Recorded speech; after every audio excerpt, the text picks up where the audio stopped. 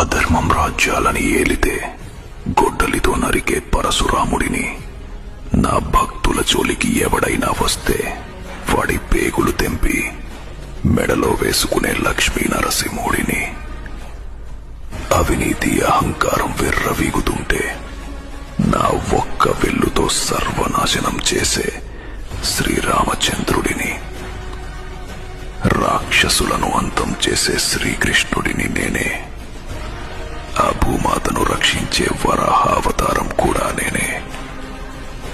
నేనే శివుడుని, నేనే బ్రహ్మాని, అన్ని లోకాల్లో నేనే, ప్రతి అణువులోనూ నేనే. ఈ సృష్టిలో ఉన్నది నేనే, ఈ సృష్టి అంతా నేనే.